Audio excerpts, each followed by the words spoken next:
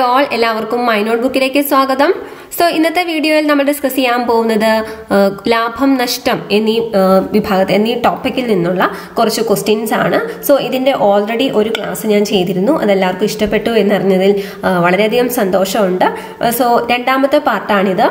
So നമുക്ക് start ചെയ്യാം. ഒരു പേന 210 രൂപയ്ക്ക് വിറ്റപ്പോൾ 30% നഷ്ടമുണ്ടായി. ഇതിന് 20% ലാഭം കിട്ടണമെങ്കിൽ എത്ര രൂപയ്ക്ക് വിൽക്കണം?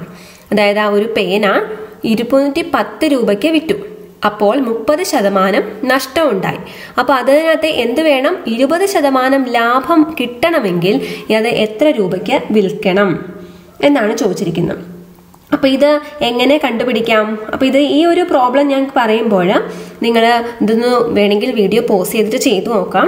അപ്പൊ നമുക്ക് നോക്കാം എത്ര രൂപയ്ക്ക് വിറ്റാൽ 20% ലാഭം ഉണ്ടാകും.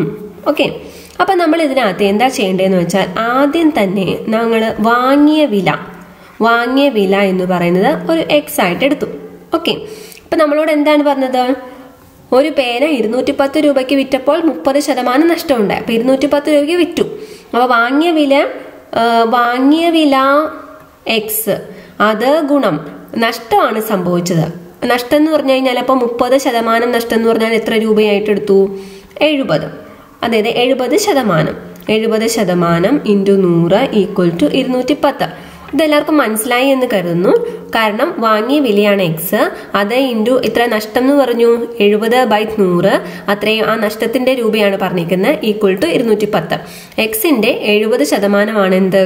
210 എന്ന് പറയുന്നത്. മനസ്സിലായോ? വാങ്ങിയ വിലയുടെ 70% അപ്പോൾ വിറ്റ വില, 30% നഷ്ടമുണ്ട് അതുകൊണ്ട്. അപ്പൊ ഇതിൽ നിന്നും നമുക്ക് എക്സ് കണ്ടുപിടിക്കാം. എക്സ് അഥവാ വാങ്ങിയ വില കണ്ടുപിടിക്കുന്നത് എങ്ങനെയാണ്? 210 ഗുണം 100 ഡിവൈഡഡ് ബൈ 70. ഓക്കെ, അപ്പൊ ഇത് നമ്മൾ കാണുമ്പോൾ ഈ പൂജ്യവും ക്യാൻസൽ ചെയ്തു, 7ഉം 21 കൂടി ക്യാൻസൽ ചെയ്ത് 3 വന്നു. 3 ഇൻറ്റു 100 എത്ര വന്നു? 300 രൂപ.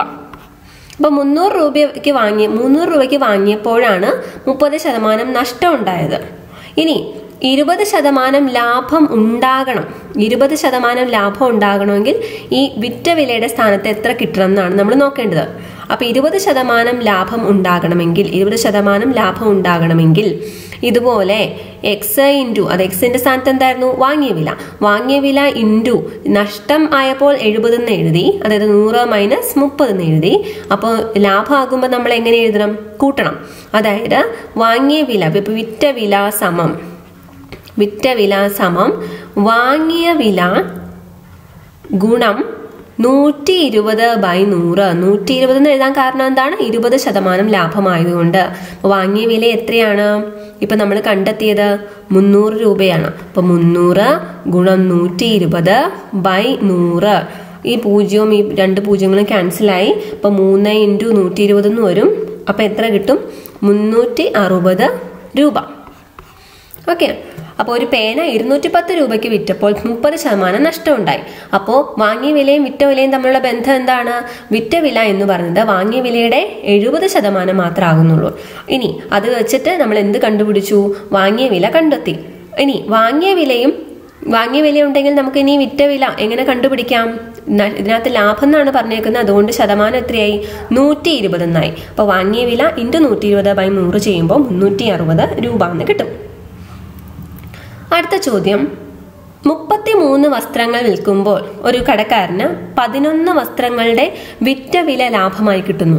അപ്പൊ 33 വസ്ത്രം വിറ്റപ്പോൾ തന്നെ 11 വസ്ത്രങ്ങളുടെ മൊത്തം വിലയുണ്ടല്ലോ, വിറ്റ വില, അത് ലാഭമായിട്ട് കിട്ടുന്നു.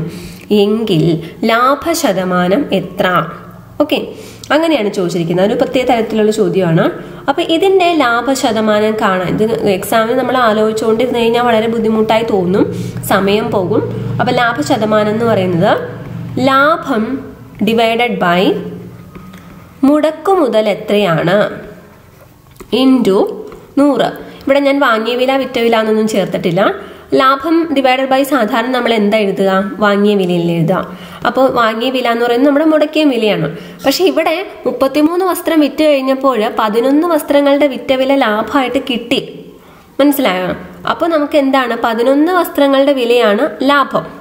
മുടക്കുമുതൽ അപ്പൊ എത്രയേ ഉള്ളൂ?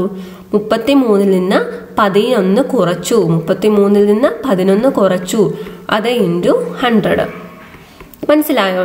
അതായത് ലാഭം എന്ന് പറയുന്നത് 11 വസ്ത്രങ്ങളുടെ ഇതില്ല, 33 വസ്ത്രങ്ങൾ വിറ്റു, അതിൽ 11ന്റെ വില ഇതായെങ്കിൽ ശരിക്കും നമുക്ക് എത്രയാ മുതൽ മുടക്കുള്ളൂ? 22 എണ്ണത്തിന്റെ മുതൽ മുടക്കുള്ളൂ. അപ്പൊ ഇൻറ്റു 100.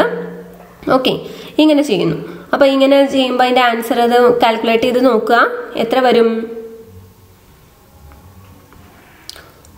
Okay, 22 11/22 into 100.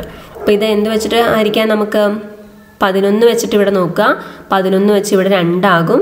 ഈ 2 100 കൂടി ഹരിക്കുമ്പോൾ ഇവിടെ എത്ര വരും? 50 വരും. അപ്പൊ എത്ര ശതമാനമാണ് ലാഭശതമാനം? 50%. ഓക്കെ, അടുത്ത ക്വസ്റ്റ്യൻ. ഒരു ഷർട്ട് 10% നഷ്ടത്തിന് വിറ്റു. ഇത് 25% ലാഭത്തിനാണ് വിറ്റിരുന്നെങ്കിൽ കച്ചവടക്കാരന് 70 രൂപ കൂടുതൽ ലഭിക്കുമായിരുന്നു. ഒരു ഷർട്ട് 10% നഷ്ടത്തിന് വിറ്റു. ഇത് 25% ലാഭത്തിനാണ് വിറ്റിരുന്നെങ്കിൽ കച്ചവടക്കാരന് 70 രൂപ കൂടുതൽ ലഭിക്കുമായിരുന്നു. എങ്കിൽ ഷർട്ടിന്റെ യഥാർത്ഥ വില എത്ര? ഓക്കെ, അപ്പൊ ലാഭം വരുമ്പോൾ നമ്മൾ എന്ത് ചെയ്യണം? കൂട്ടണം. നഷ്ടം വരുമ്പോൾ കുറയ്ക്കണം. ഇപ്പൊ ആദ്യത്തെ കാര്യം നമ്മൾ പറഞ്ഞു. ഓക്കെ, ഈ ലാഭത്തിന്റെ കാര്യം ഞാൻ ആദ്യം എഴുതാം. അതായത് 25% ലാഭം, 25% ലാഭം എന്ന് പറയുമ്പോൾ എന്തു വരും? 125%.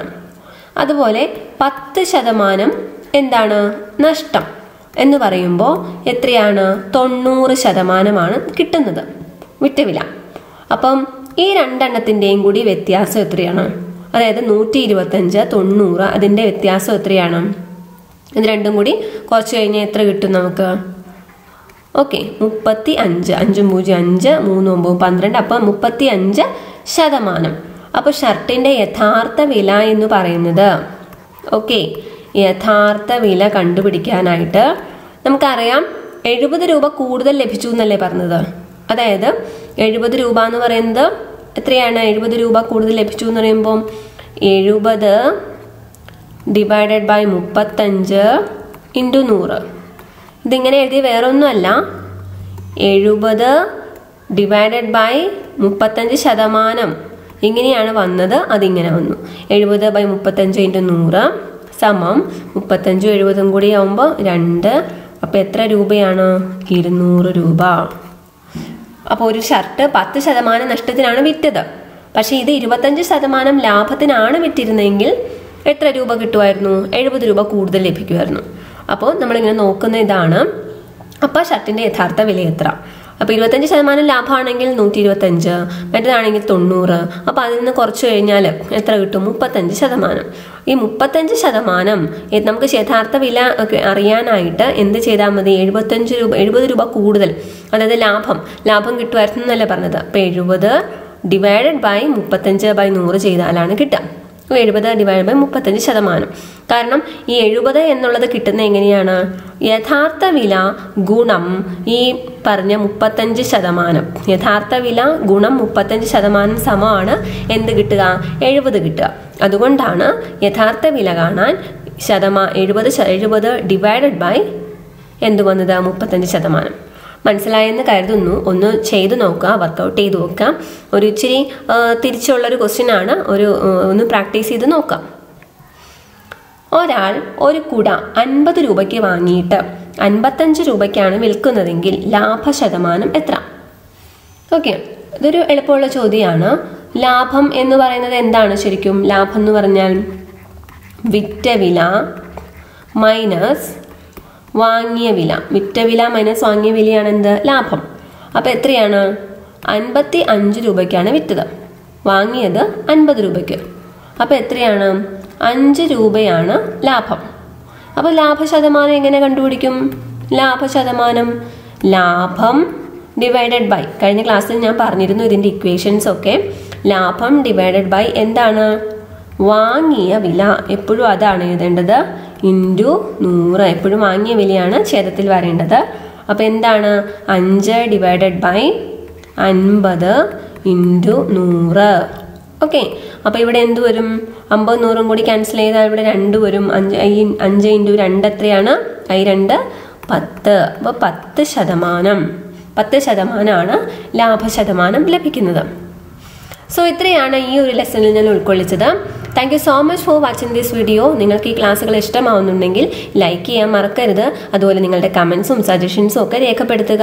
www.bibimohan.com ചെന്നാൽ നിങ്ങൾക്ക് നോട്ട്സ് ഡൗൺലോഡ് ചെയ്യാം. അതിൻ്റെ ലിങ്കുകൾ ഞാൻ ഡിസ്ക്രിപ്ഷൻ ബോക്സിൽ കൊടുക്കുന്നതാണ്. ഓക്കെ, ഇനി നിങ്ങളിത് ഈ ഒരു വീഡിയോ നിങ്ങൾക്ക് പ്രയോജനപ്പെട്ടെങ്കിൽ നിങ്ങളുടെ സുഹൃത്തുക്കൾക്കും വാട്സപ്പ് ഗ്രൂപ്പുകൾ, ഫേസ്ബുക്ക് ഗ്രൂപ്പുകൾ അതിലൊക്കെ ഒന്ന് ഷെയർ ചെയ്ത് സഹായിക്കുക, എന്നെ സപ്പോർട്ട് ചെയ്യുക. Thank you so much for watching. Telegram group ഇതാണ് t.me/mynotebookpsc. മൈ നോട്ട്ബുക്ക് എല്ലാം സ്മോൾ ലെറ്ററിലാണ്. മൈ നോട്ട്ബുക്ക് PSC എന്ന് ഒരു ഗ്യാപ്പും ഇല്ലാതെ അങ്ങനെ എഴുതാം. t.me കഴിഞ്ഞിട്ടും ഇവിടെ സ്പേസ് ഒന്നുമില്ല. ഇനി നിങ്ങൾക്ക് മെസ്സേജ് ചെയ്യാം ഗ്രൂപ്പിൽ ചേരാനായിട്ട് 7510893107. ഇതാണ് ടെലിഗ്രാം മെസ്സേജ് ചെയ്യേണ്ട number, Telegram. Okay, thank you so much.